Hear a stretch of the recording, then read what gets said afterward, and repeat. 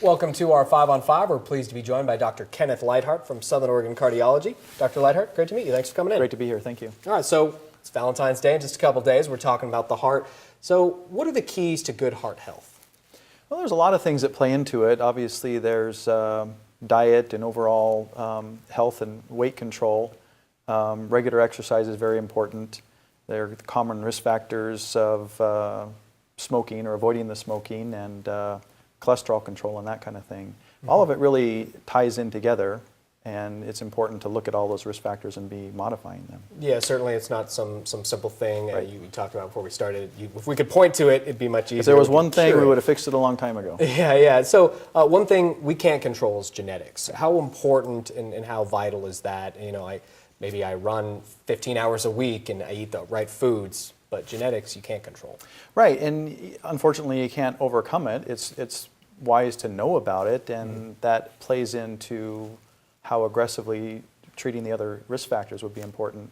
But to me it says if you already have that risk factor of genetics, then it's even more important to avoid the other things, specifically smoking. If your father or mother ever had a heart attack at an early age, the worst thing you do is ever start smoking, and that would be a big risk to bringing a heart attack on for yourself.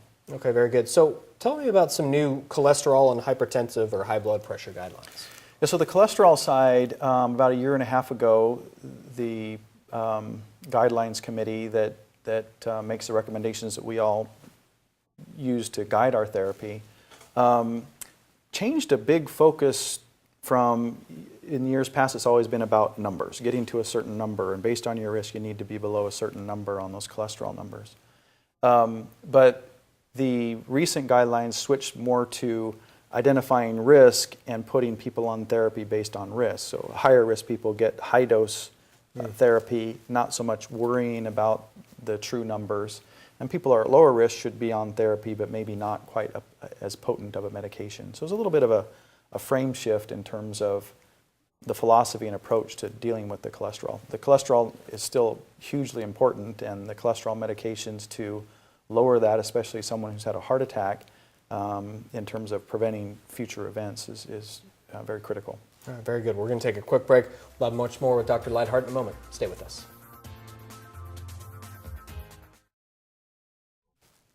Welcome back to our 5 on 5. Again, we're here with Dr. Kenneth Lightheart from Southern Oregon Cardiology. So, Doc, give any idea what some early warning signs or anything people should be concerned about, go see their doctor, that they should look for? Yeah, unfortunately, not uncommonly, the first sign that there's heart trouble could be the heart attack and those initial symptoms. So I guess the important part there is if there are those typical symptoms that can be related to a heart attack, they shouldn't be ignored. And generally that's pressure, heaviness sensation in the chest, oftentimes associated with shortness of breath or sweating. If that's going on for more than 20 or 30 minutes, it could be a heart attack and may need to be addressed sooner.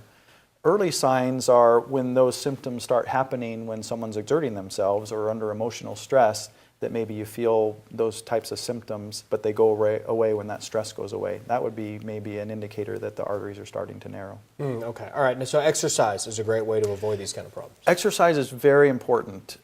People will hear the story about somebody while they're exercising having a heart attack and dying, and the risk of that is extremely low. One in several 100,000 chance of having a problem while you're exercising. On the other side, the benefits to cardiac health with exercising are huge, and it doesn't matter if you're a marathon runner or you're very limited and only can do a few minutes a day. It's been shown in several studies that even doing a little bit of exercise on a regular basis can be helpful. The minimum recommendation currently is doing about 150 minutes of aerobic exercise a week. So that could be 30 minutes 5 days a week. Yeah. That would be perfect. Okay, very good. Great to see you again. Yeah. Thanks so much for being here. Appreciate it. Thanks. All right, stay with us. We'll be right back.